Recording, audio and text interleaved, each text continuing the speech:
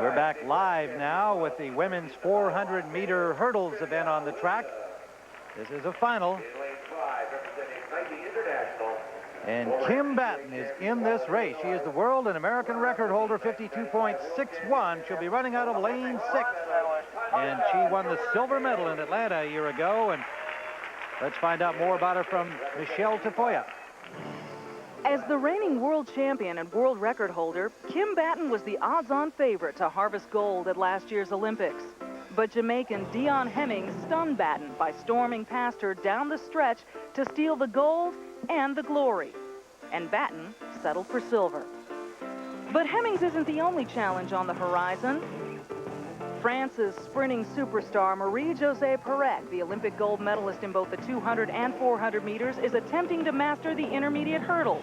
But Batten is ready. You know, for the last couple of years, Pérec has talked about breaking the world record in the 400 hurdles, and I think she's very capable of doing it. You know, she's called my world record soft, and, you know, as far as I'm concerned, you know, I don't think it's soft, and no one called it soft when Sally Gunn broke the world record, and I don't know why they're calling it soft now that I have it, but you know, I'm interested to see her break it. If she can break it, you know, but I'm going to come back and try to get it again, you know, and I mean, I'm not afraid of competition. I'll line up any day, any time. Well, there is Kim Batten, and she's not afraid of competition, that's for sure. She's in lane number 6, wearing the shades.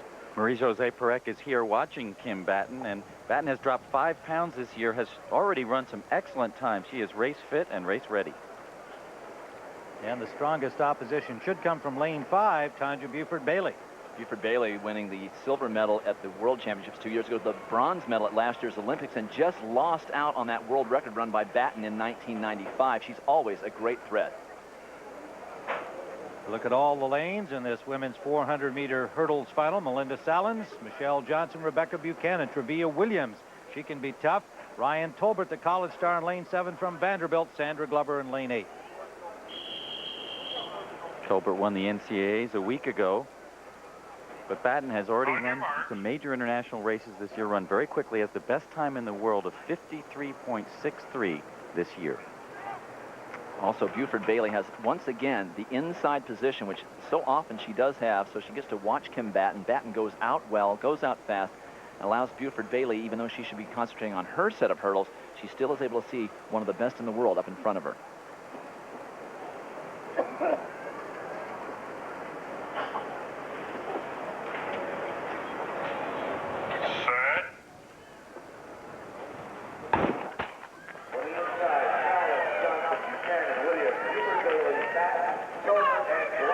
Kim Batten running very aggressively to that first hurdle. You see her third from the left of the screen, taking the early lead.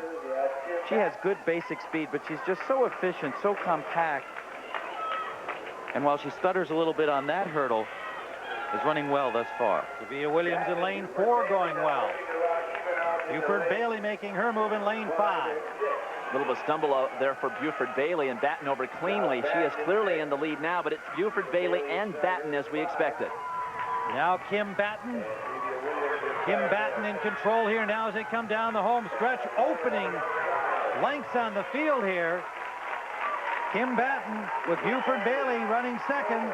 Ryan Tolbert from Vanderbilt getting up for third, but it is Kim Batten, Buford-Bailey, Ryan Tolbert. Outstanding time, 52.97, easily the fastest in the world this year. The sort of time that may lead Marie-Josée Pérec from France to decide maybe she doesn't want to try this very difficult event. And Kim Batten has to be thrilled with that time.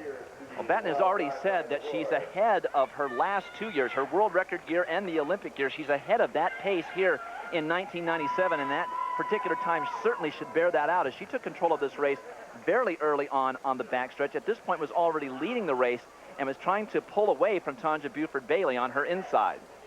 She did something very interesting as she came right on this turn. Watch her go over this hurdle, then run to the outside of her lane. I don't know if that was an adjustment she made on purpose just to get her steps down as she came up to the last 2 hurdles, but it's certainly something she managed well.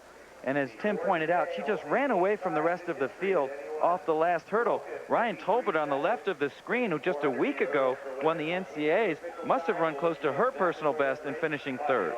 What a great job by Roy and Tolbert. She'll be heading to the World Championships. 20-year-old from Vanderbilt. Newly crowned NCAA champ, third in a strong field here, running behind the Olympic silver medalist and the Olympic bronze medalist in Batten and Buford-Bailey. Let's go to Michelle Tafoya. All right, well, just a moment ago, you said, wow. What was that about? How happy are you with the time? I'm very, very happy. It was definitely, I felt like it was coming, you know, that kind of sort of time. And, you know, it was a great situation here. The environment, weather was perfect, and I just kind of capitalized off it and ran well. One of your future challengers was here watching you today, Marie-Josée Pérec. How did you feel about having her observe this race? I feel great now. I hope to send a message out there, and I think it's going to be some great races going on in Europe this year. How are you now in relation to where you want to be at Worlds? I'm way ahead of the game.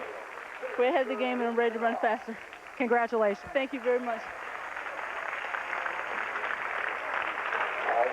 There's your champion, Kim Batten. In more ways than one, Tonja Buford-Bailey was second. Ryan Tolbert, the college star, was third.